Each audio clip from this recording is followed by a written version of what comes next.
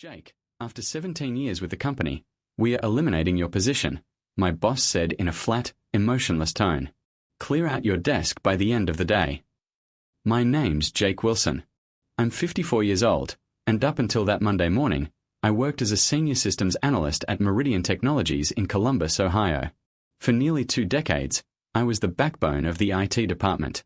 From the days of clunky dial-up connections to full-scale cloud migration, I'd been there through it all.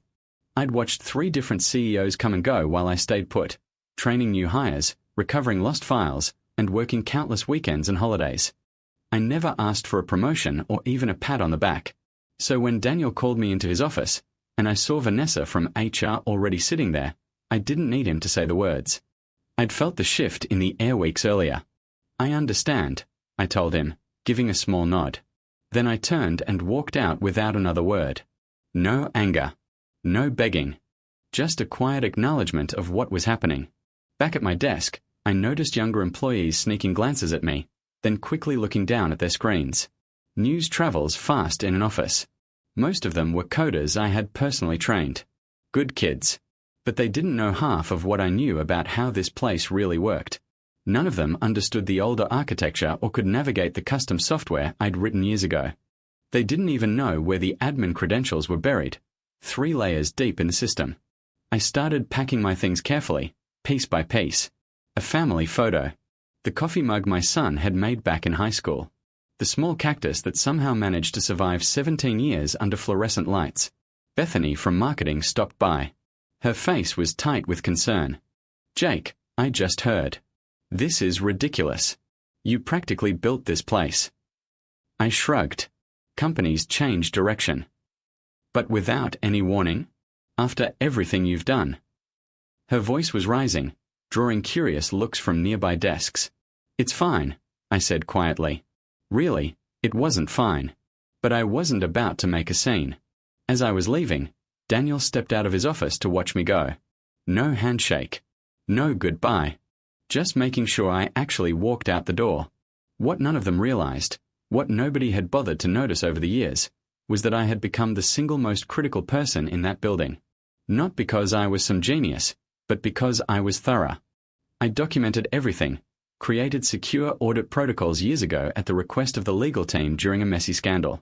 And, yes, I kept copies. I sat in my car for a moment, staring back at the 12-story building where I had spent most of my adult life. My security badge, renewed 16 times, was no longer mine. I started the engine and drove home. They had no clue what Wednesday had in store. I'd been with Meridian back when it was just 2 floors in a small business park. I started when my daughter Olivia was still in kindergarten. Now she was finishing grad school. The company grew, and I grew with it. I turned down offers from competitors because loyalty mattered to me. My wife Andrea used to joke that the servers were my second family. She wasn't wrong. I knew every system, every workaround, every backdoor solution to problems the executives didn't even know existed. The infrastructure I built had survived 3 acquisitions and countless innovations that management adopted and then abandoned within months. Daniel became my boss 5 years ago. He was a young MBA type who called our department IT resources instead of people. He loved his buzzwords, streamlining, efficiency, digital transformation, all of which really meant one thing: doing more with less. At first, I tried to help him understand how complex our systems truly were, how years of growth had created an intricate, fragile web of connections. But in meetings, he'd look right past me and say things like, "We need to future-proof." 6 months ago, he brought in a consultant, Jason Phillips. Expensive suit, firm handshake, Stanford degree displayed like a trophy on his LinkedIn profile. Daniel and Jason would huddle in conference rooms, voices dropping to a whisper the moment I walked by. 3 months ago, I noticed my system access being quietly downgraded. Nothing blatant, just small tweaks to my admin controls. I could have said something, but instead I watched. I documented everything. "You seem distracted lately," Andrea said one evening as we sat on the porch. "Is everything okay at work?" I nodded and took a sip of my beer. Just changes. Nothing I haven't seen before. But these changes felt different. I was being cut out of meetings. Emails about upcoming upgrades stopped coming to me. Younger team members were suddenly being assigned to projects that had always been my responsibility. Then I found it. A company-wide memo, one that had never been sent to me, outlining a full restructuring of the IT department. Under new leadership, Jason Phillips. My position? It wasn't even listed on the chart. That same day, I stumbled onto something else, something bigger than losing my job. I was running a routine security scan, one of those background tasks nobody bothered with anymore, when I spotted odd patterns inside our financial software. Payments, regular ones, were going to a vendor I'd never heard of, Apex Solutions Group. Curious, I dug a little deeper. A quick search showed the company had been registered just last year, with its official address leading to nothing more than a UPS store. The payments had started small but were quietly increasing every month. I didn't say a word to anyone. Instead, I copied the records and kept watching. Sometimes the quiet guy in the corner notices everything, precisely because everyone assumes he notices nothing. The morning after I got canned, I found myself sitting in my home office, staring at my personal laptop. No alarm had dragged me out of bed. No commute waited for me. Just silence, and the heavy reality of what had happened. Andrea brought me a cup of coffee, setting it gently beside me without saying anything. After 19 years of marriage, she could read me better than anyone. "I'm heading to the store," she said after a while. "You need anything?" I shook my head. Once she left, I unlocked the bottom drawer of my desk and pulled out a flash drive, one of several I'd kept secured over the years. Officially, company policy forbade removing any internal data. But back when the legal team asked me to build a system to monitor potential insider threats, I'd made it clear I'd need off-site backups. They signed off on it, then promptly forgot. I plugged the drive into my laptop and began scrolling through files, internal emails, confidential meeting minutes, financial records no regular employee would ever see. And there it was. A full payment history to Apex Solutions Group, nearly $1.8 million over 18 months. The approval chain led straight to Brian Wilcox, our CFO. I dug deeper, cross-referencing figures and dates until the pattern revealed itself. The payments lined up perfectly with software license renewals for systems we used company-wide, but the amounts were padded. Sometimes by 15%, sometimes 20%. Never enough to trigger obvious red flags, but plenty to stack up over time. Then I checked Apex's business registration. The listed owner was Thomas Wilcox. A quick social media search confirmed what I suspected: Brian's brother-in-law. They were skimming company funds through inflated invoices, hiding fraud inside legitimate expenses. I leaned back in my chair, feeling something shift inside me. Not anger. Not yet. Something colder.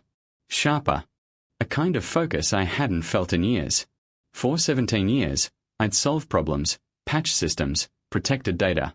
I'd been reliable. Consistent. The guy who never caused waves.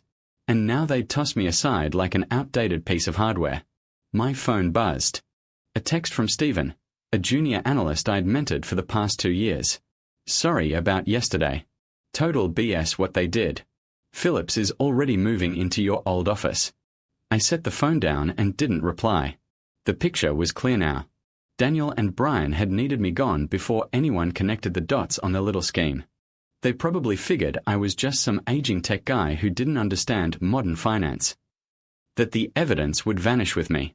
They couldn't have been more wrong. I opened a new email draft addressed to the board of directors, but stopped. My finger hovered over the send button. No. Too direct. Too easy to dismiss as a bitter rant from a fired employee. What I needed was leverage. Proof delivered with precision. Evidence that couldn't be ignored, spun, or covered up. I deleted the draft and started sketching out a plan. Tomorrow was Wednesday, board meeting day. Quarterly financials would be reviewed. Executive bonuses approved. The timing couldn't be better. I closed my laptop, stood, and walked to the living room window. Outside, the neighborhood looked peaceful, quiet. The same place where Andrea and I had raised our kids and built our life. For the first time since Monday, I felt a smile forming. Wednesday morning. I parked my car across the street from Meridian's headquarters, watching employees stream in through the revolving doors. In the passenger seat sat my laptop, already logged into a special email account I'd created years ago for security testing. The address looked like an internal company account, but it wasn't listed anywhere in the corporate directory. At exactly 9:15 a.m., I made my first move. I sent an email to Daniel. Subject line: Financial irregularities. Urgent review needed. The message contained a basic summary of what I'd discovered about the Apex payments, just enough detail to be credible, but I left out the part about the brother-in-law connection. If Daniel was involved, he'd panic. If he wasn't, he'd start digging. Either way, I'd learned something. By 9:45, my phone rang. Daniel's number.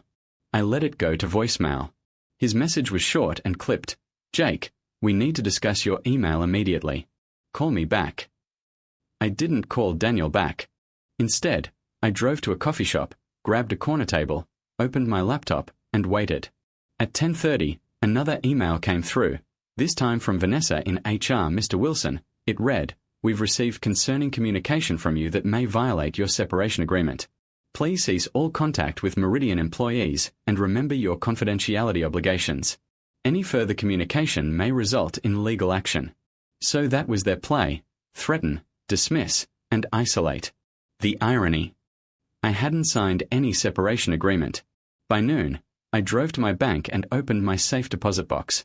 Inside was an older backup drive, one I hadn't touched in years, but it contained files I never kept on my daily drives, critical information. Among them were the original security protocols I designed, including timestamped documentation of who had access to what systems and exactly when changes were made. According to those logs, Brian Wilcox had personally requested expanded access to the financial approval systems 18 months ago, right when the Apex transfers began. When I got back home, I saw 3 missed calls. Daniel, Vanessa, and now Jason Phillips. I hadn't expected him to get involved so fast. Interesting. Then I checked my personal email and found a message from Stephen, marked urgent. Jake, they're saying you sent some crazy email about financial fraud. Phillips called an emergency meeting. Everyone's talking. They're pulling your access to everything, even historical files. We need to do our jobs. What's going on? Poor kid. He didn't deserve to get caught in this mess. I sent a quick reply. Don't get involved, Stephen. Just watch. At 3 p.m., my home phone rang. I hadn't used that line for business in years. I picked up but didn't say a word. Jake, it's Brian Wilcox, came the voice on the other end. Steady. Controlled. We should talk about your concerns. I think there's been a misunderstanding. Is that what you're calling it? I asked. Look, transition periods are always difficult. If you have questions about company finances, there are proper channels. Like the board. I cut him off. Silence followed. Then Brian said, the board doesn't need to be bothered with operational details. Why don't we meet tomorrow? Just you and me. We can clear this up. Sorry, Brian. I'm busy tomorrow, I said. Besides, I think the board might be very interested in Apex Solutions Group and your brother-in-law. The sharp intake of breath on his end told me everything. You're making a serious mistake, he said finally. We can make this right. Generous severance, references, whatever you need. Goodbye, Brian, I said, and hung up. Within 10 minutes, Vanessa emailed again. Suddenly, my severance package had doubled, this time with an attached agreement requiring complete confidentiality about all company matters. They were scrambling now, but they still thought this was about money, some half-baked extortion attempt. They had no idea what was coming. Thursday morning brought clarity and confirmation. I had spent the entire night combing through years of archived data, connecting dots I hadn't realized were part of the same picture. The Apex scam wasn't Brian's first rodeo. 3 years ago, shortly after he became CFO, another pattern showed up.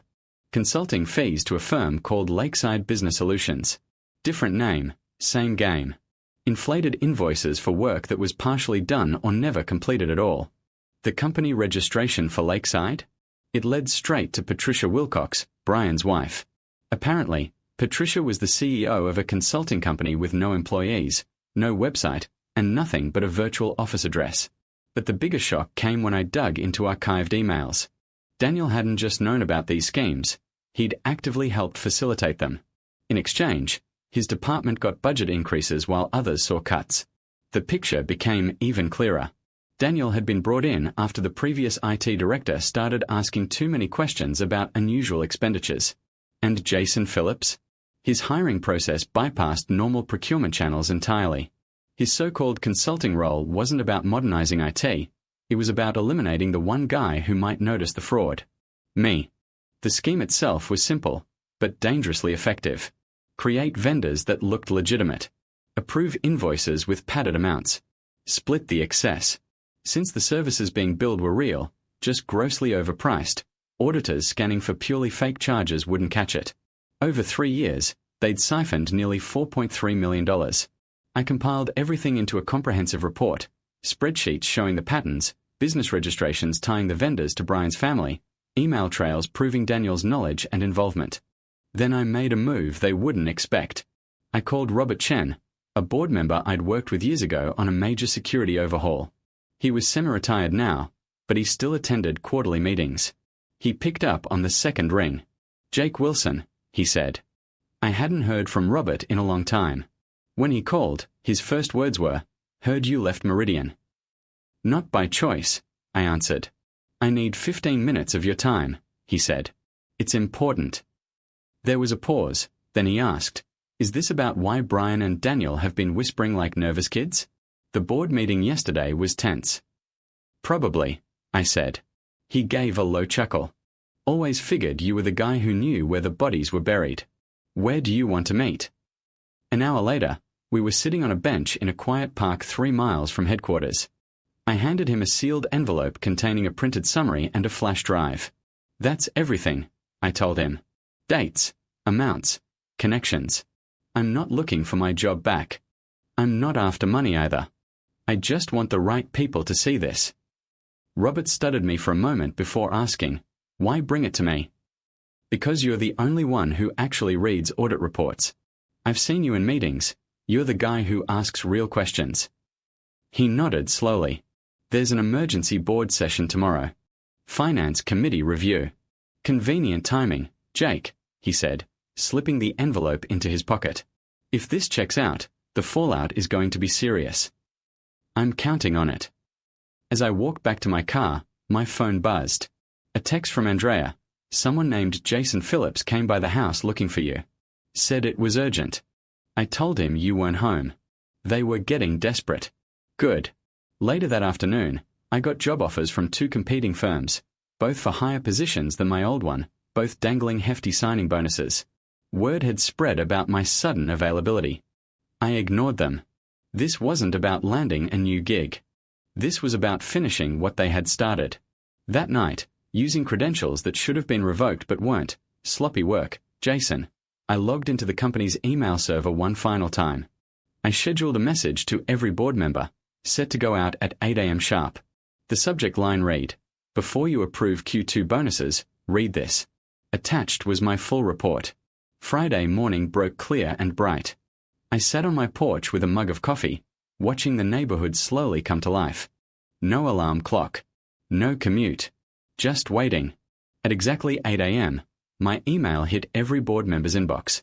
By 8:17, my phone was ringing non-stop, unknown numbers, probably assistants scrambling for answers. I let every call go to voicemail. At 9 a.m., the Emergency Finance Committee meeting kicked off. Robert Chen would be there, my documentation in hand, watching their faces as the email was read and dissected.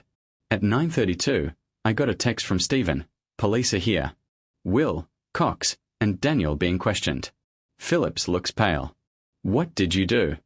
I didn't answer. The machine was already in motion, just as I'd planned. By 10 a.m., Meridian's general counsel called. This time, I picked up. "Mr. Wilson, this is Patricia Graves from legal. We need you to come in immediately to discuss the information you provided to the board." "I'm available by phone," I said. "This really requires an in-person discussion." "No, it doesn't," I cut in, calm and steady. "Everything I know is in that report. Everything I have is already backed up in multiple secure locations. If anything happens to me or my family, additional copies go straight to the SEC, IRS, and 3 major news outlets." There was silence on the line. "Finally," she said, her voice tightly controlled, "Mr. Wilson, the board is taking this extremely seriously. Several executives have already been placed on administrative leave pending investigation. They would appreciate your cooperation. I've already cooperated. I gave you everything. My part's done. When she hung up, I drove to a diner 20 miles outside Columbus. No reason to be easy to find today. Over lunch, I saw the first headlines hit local business sites. Meridian Technologies executives under investigation for financial irregularities. No names yet, but that wouldn't last long. At 2 p.m., Robert Chen called. "It's a bloodbath," he said without preamble. "Brian cracked as soon as we confronted him with your evidence. He's trying to cut a deal, blaming Daniel for pressuring him. Daniel's denying everything. And Philip swears he was just a consultant with zero knowledge of financial matters. The board isn't buying it. All three are suspended pending a deeper probe. Forensic accountants start Monday. Early estimates say at least $4.5 million diverted over 3 years, maybe more." I nodded to myself. I'd been close. "The board wants to talk to you," Robert added. "Not about your old position. They're creating a new chief security officer role. Reports directly to them. They want you in it." I had expected the possibility, but it still caught me off guard.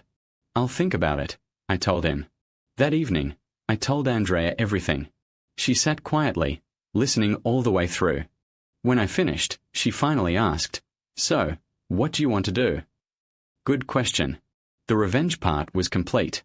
The same people who had shoved me out of the company were now being forced out themselves, likely staring down criminal charges. Justice had landed, sharp and unflinching. Still, going back to Meridian meant stepping into the very place that tossed me aside after 17 years of loyalty. Could I really do that?